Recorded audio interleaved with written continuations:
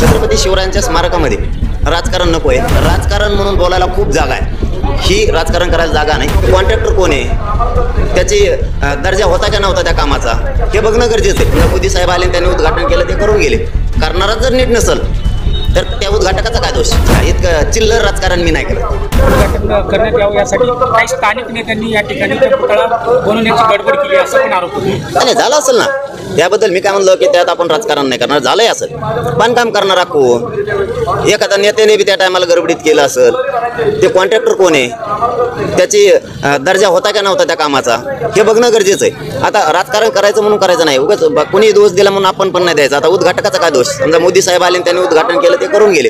करणाराच जर नीट नसेल तर त्या उद्घाटकाचा काय दोष? म्हणजे राजकारण करायचं म्हणून नाही करणार, मी तरी नाही करणार. हा, आम्हाला दोषी सापडले ना तर त्यांना बी नाही सोडणार मग आम्ही. परंतु छत्रपती शिवरायांच्या स्मारकामध्ये राजकारण नको आहे. कोणी पण असो, ही भावना आहे. हे सगळ्यांचं बळ देणारं, प्रेरणा देणारं बलस्थान आहे ते या पूर्ण देशाचं, आणि ते दैवत आहे. तिथं राजकारण नको आहे असं म्हणणं आहे. म्हणून 1 तारखेला शक्यतो आम्ही ठरलं आणखीन नाही, परंतु 1 तारखेला आम्ही राजकोट किल्ल्यावरती तिथं स्मारक पडलंय, तिथं भेट देण्याचं ठरवायची आमची तयारी आहे. पण बघूयात आता इथून गेल्याच्या नंतर काय होतं. ते जायकवाडी धरणातून पाणी अंबडच्या तालुक्याच्या पूर्ण सर्कलला, अंबडच्या तालुक्याच्या परिसरातल्या गावांना त्याचा खूप फायदा होतो. आणि हजारो हेक्टर जमीन पुलीच्या खाली येते. आणि होत असताना का करू नये सरकारनं? काय अडचण काय? परंतु सगळ्यातच राजकारण करायचं नाही म्हणून आम्ही त्या राजकारणाच्या भाषेत बोलणार नाहीत. परंतु देवेंद्र फडणवीस साहेबांना या संदर्भातलं समितीला पाठवून निवेदनही द्यायला लावणार आहेत. आणि आम्ही स्वतः त्या संघर्ष समितीचे जे अंबड तालुक्यातले बांधव काम करतात, हे शेतकऱ्यांसाठी काम करतात, म्हणून पूर्ण ताकदीनं आम्ही त्यांच्या पाठीशी राहून त्यांना बळ देणार आहेत. पण ते प्रश्न मार्गी काढण्यासाठी फडणवीस साहेबांना याबाबत लवकरच कळवलं जाणार आहे. सिंचनासाठी लागणाऱ्या पाण्याचा प्रश्न राज्यामध्ये अनेक ठिकाणी आहे. तुम्ही आता शेतकऱ्यांचे प्रश्न घेऊन पुढे येत आहे. मोठं आंदोलन उभारलं जाऊ शकतं का भविष्यात? हे बघा, शेतकरी तर मग या देशाचा मेन कणा आहे. मुख्य जीवच शेतकरी.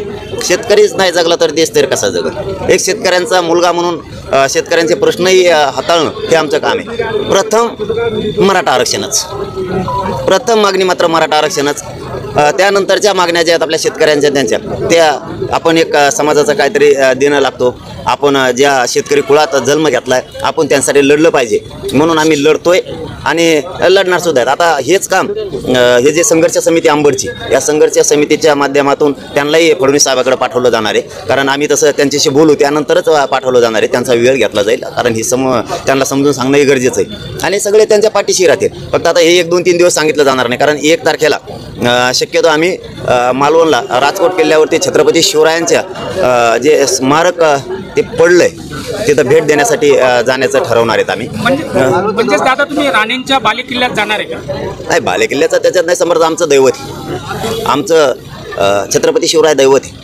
आमच्या समाजाच्या सह देशातल्या सगळ्या समाज बांधवांच्या 18 पगड जातींच्या भावना दुखावलेल्या आहेत. जे देशाचे दैवत छत्रपती शिवराय ते स्मारक कोसळलं आणि हा आमच्यासाठी खूप धक्कादायक विषय आहे. त्याच्यामुळं आम्ही आमच्या राज्याचं तिथं ते गडकोट आहे, राजकोट किल्ल्याला भेट दिली पाहिजे. आपण बघितलं पाहिजे. आणि आम्हाला शेवटी करमत नाही आहे, मग आम्ही आमचा किल्ला बघितला पाहिजे. राजांचं स्मारक कसं पडलं हे बघितलं पाहिजे. आपण भेट दिली पाहिजे एवढं म्हणत आलं. राजांपेक्षा या जगात कोणी मोठं नाही, म्हणून आपण भेट दिली पाहिजे. आणि सगळ्या पक्षांच्या नेत्यांना माझी विनंती की याच्या छत्रपती शिवरायांच्या स्मारकामध्ये कुणीही राजकारण करू नये. राजकारण म्हणून बोलायला खूप जागा आहे.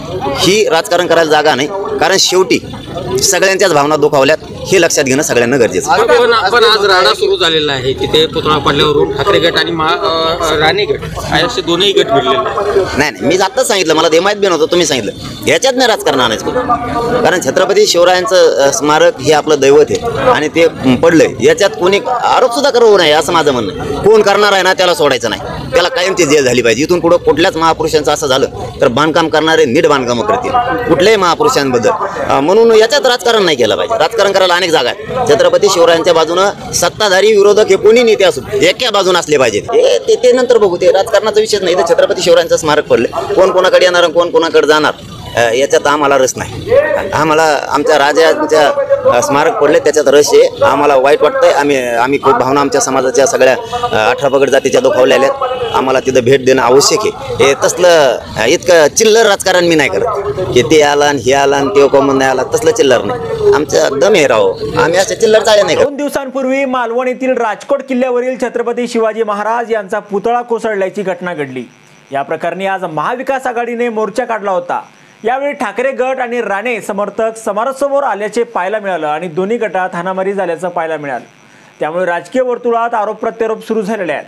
दरम्यान आता मराठा योद्धा मनोज जरांगे पाटील हे राजकोट किल्ल्याला भेट देणार आहेत. मनोज जरांगे पाटील यांनी आज पत्रकार परिषदेत ही माहिती दिली आहे. जरांगे पाटील यांनी यावेळी महायुती सरकारवर टीकाही केली आहे.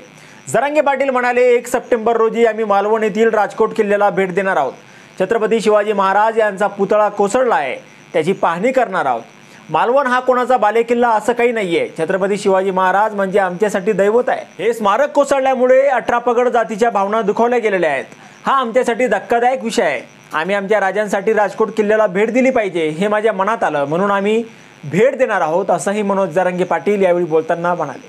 छत्रपती शिवाजी महाराज हे आपलं दैवत आहे. या प्रकरणात राजकारण केलं नाही गेलं पाहिजे. राजकारणासाठी आणखीन जागा आहेत.